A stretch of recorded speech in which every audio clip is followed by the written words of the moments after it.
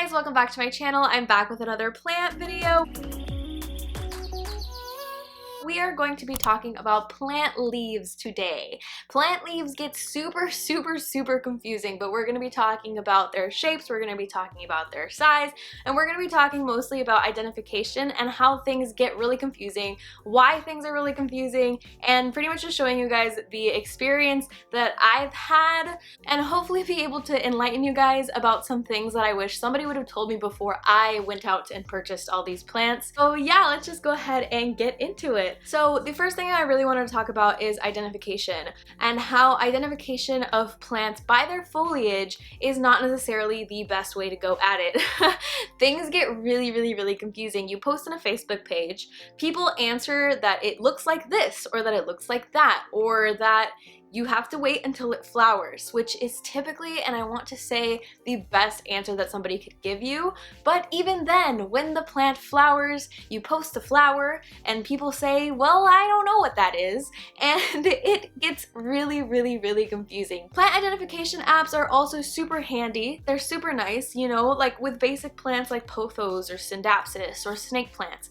It can very clearly tell you what it is if you have no idea, but when you start getting into the nitty-gritty and you start posting some rare plants or some plants that you honestly have no idea what it could be, that's when things get a little bit tricky and it just probably isn't going to tell you the right ID. In the taxonomical sense, Hoyas get extremely confusing because there are so many of them. There are so many hybrids, there are so many numbers, there are so many things that are being discovered, and it just seems like an endless list of plants. A lot of it has to do with science and the botanical, weird, confusing things that a lot of us probably don't know or really care about. I think it's fun and I think it's kind of nerdy. I like learning about it, but I think it's a little bit too much to get into this video for.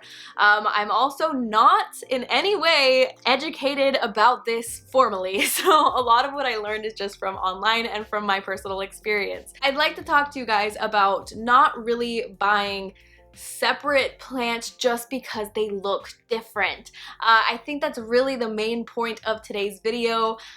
A lot of plants will start to look one way when they grow and then change based on your environment. I had this verticillata, which used to be called an acuta heart shape, sold to me, and when I got it, all of the leaves pretty much looked like this. And then I got this leaf that actually kind of looks like other acutas that you've seen.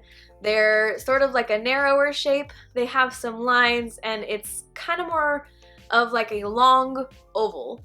So this plant really just took all forms of verticillata, in my opinion, and it made me really confused because I was like, why do all the leaves look different? That's strange. And the reason why they look different is because when I bought it, it was growing in a different environment, and when it got to me, I put it in somewhere that was different than where it came from, and the leaves started growing differently, and then I moved it to a grow tent where they were getting more light, and then it changed leaf shape again. So when you buy a plant, make sure that your environment is similar to the environment that it came from. The other thing that I wanted to talk about is smaller leaves, baby leaves. Leaves that are not mature are very different from mature leaves. An example of this would be probably this Finlaysonii that I have right here. The leaves have very long serrated edges.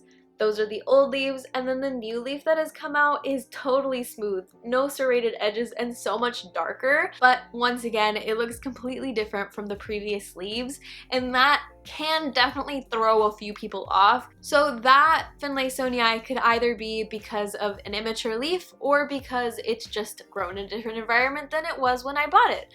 The other sort of example that I have to show you guys would be this Pentaphlebia. This is my Pentaphlebia that was grown in the grow tent. You could tell even this leaf compared to this leaf is totally different. And because they're in the grow tent, that's why they're red.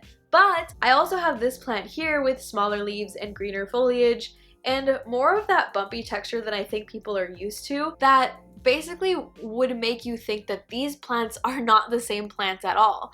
And that is, I think, what really stumps a lot of people. When do you actually know what plant it is that you're getting if all of these leaves can look so different? I'd say it's about the same thing as this bhutanica that is sun-dressed. It has more prominent leaves, it has a different color, it looks very different in comparison to this bhutanica that I have that is just totally green and has been growing in a totally different spot. The thing is, you really have to just make sure that the place that you're buying from is reputable, and honestly, if you get a no ID plant, pretty much just get comfortable with not really knowing what the plant is.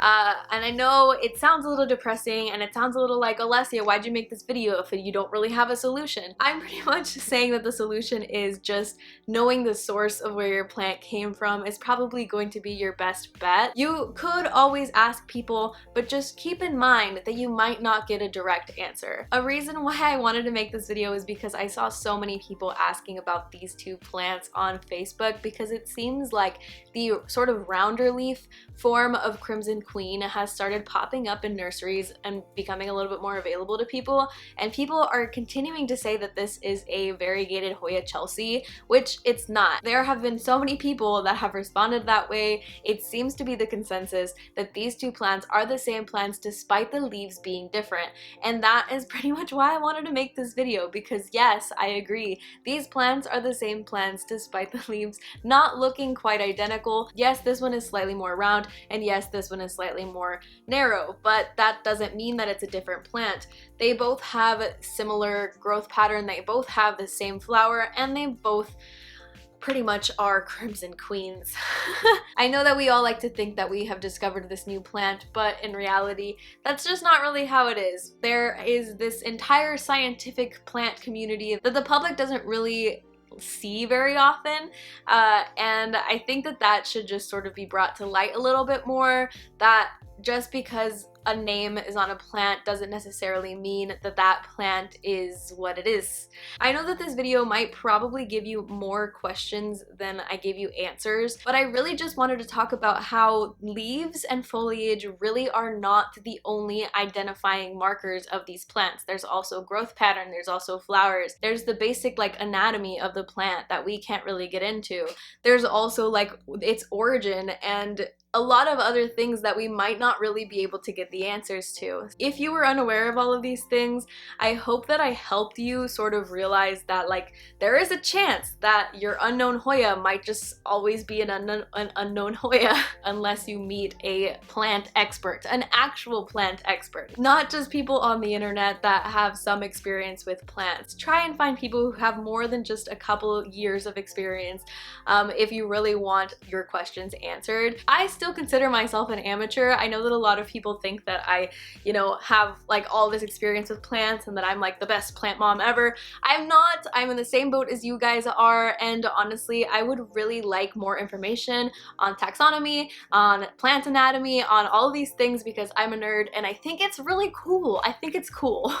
But yeah, I hope you guys enjoyed the video. If you did, go ahead and hit the like button down below, and if you like me or you like plant videos, go ahead and subscribe if you want to. But that's gonna be it for today's video, and I hope to see you guys in the next one. Bye!